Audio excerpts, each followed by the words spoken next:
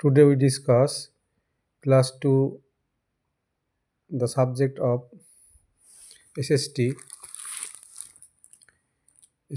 Social Studies, class 2, chapter number 15, Our Earth, last summative examination.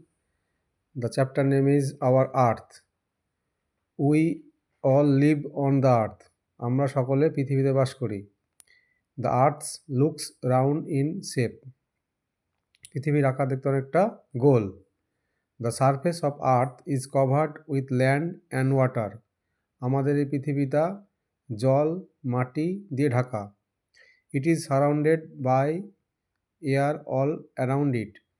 এই পৃথিবীটা চারিদিকে বাতাস দিয়ে ঘেরা। We all need land, water and air to live. আমাদের বেঁচে থাকতে গেলে জল মাটি আর বাতাসের প্রয়োজন। ঠিক আছে, এবার lands form. We live on land, আমরা বাস করি মাটিতে। We grow plants and crops on land, আমরা মাটিতে গাছ এবং শস্য লাগাই। The surface of the land is not the same everywhere. বলছে পৃথিবীর সব জায়গায় মাটিটা কিন্তু সমান নয়, অসমান। The surface of the land is not the same everywhere. তাহলে পৃথিবীর সব জায়গায় মাটিটা সমান নয়। We find various types of landforms on earth. আমরা এই পৃথিবীতে অনেক ধরনের ভূমি দেখতে পাই। Let's us read about them. চলো আমরা যাই সেগুলো সম্বন্ধে আলোচনা করতে। প্রথমে আসছে আমাদের প্লেন্স। প্লেন্স মানে সমভূমি। তাহলে আমরা কোথায় বাস করি? মুর্শিদাবাদ জেলা আমাদের সমভূমিতে অবস্থিত। তাহলে some lands are flat. কিছু জায়গা সমতল। They are called plains. সেগুলোকে বলা হচ্ছে কি? আমাদের সমভূমি। ঠিক আছে? Most cities and villages are found in plains. বলছে বেশিরভাগ শহর এবং গ্রাম কিন্তু আমাদের সমভূমিতে অবস্থিত। People can easily grow crops and build roads on the plain.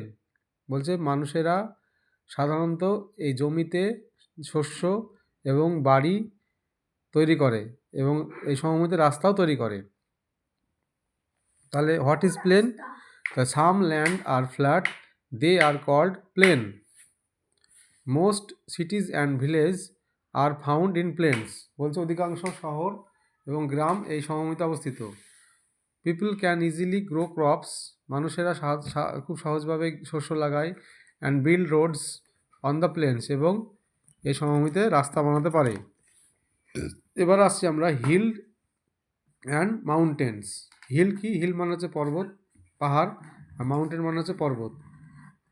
At some places an area of the land rises above the surrounding flat land.